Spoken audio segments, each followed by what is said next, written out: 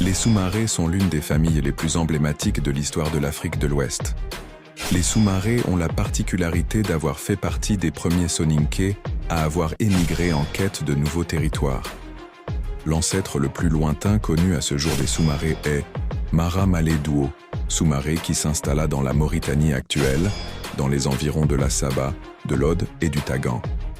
La région dans laquelle il s'installa portera son nom, Guidi Maka, qui signifie en soninké la montagne de Maka. Mara Malé Duo Soumaré avait quitté le Ouagadou, la terre des Soninké et du premier empire d'Afrique noire, l'empire du Ghana. Il fut très tôt rejoint à cet endroit par les clans des Korera, des Kebinko qui sont appelés Diabira, des Gassama Diaby que l'on appelle les Gandega, les Sibi, les Diawara, les Dramé, les Diahitekaba ou encore les Yatera, sans oublier les Kamara d'origine Kagoro. Suite à des tensions avec l'ancêtre des Kamara de Mauritanie qui se nomme Ghané Kamara, Mara Malé Duo Soumaré partira et migra vers le sud, se rapprochant du fleuve Sénégal. Les Soumarés ont régné dans le royaume du Tekrour aux alentours du Xe siècle. Ils ont fondé une dynastie, la dynastie des Mana fondée par Mamoudou Soumaré. La dynastie Soninké Mana des Soumarés a régné sur le royaume du Tekrour, une entité politique importante située dans la vallée du fleuve Sénégal, à cheval sur le Sénégal et la Mauritanie actuelle.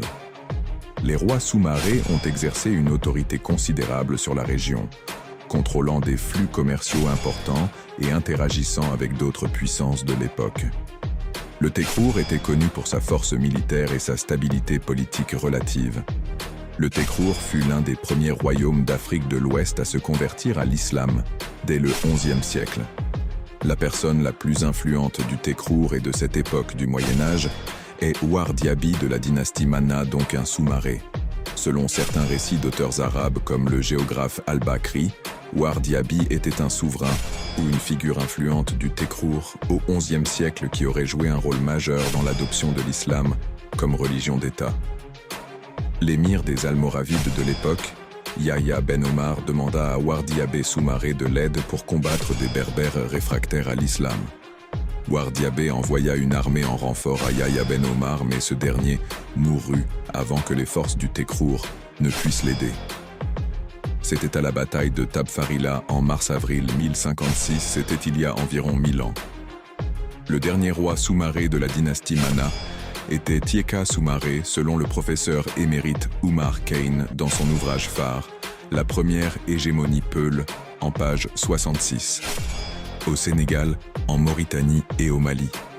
Les descendants du patriarche Mara Malé Duo Soumaré se retrouvent un peu partout et sont à l'origine de la fondation de plusieurs villages, Biro Moussa Soumaré, et ses descendants ont fondé les villages de Waoundé et de Yelingara, deux villages qui se situent au Sénégal.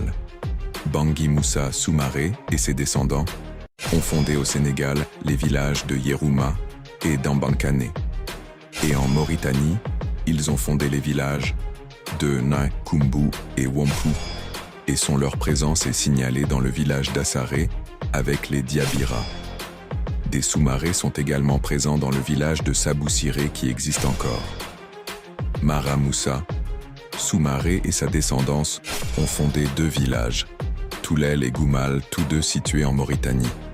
Outouma Bana et ses descendants fondèrent quant à eux les villages de Lobali au Sénégal et de Sagné et Aré en Mauritanie.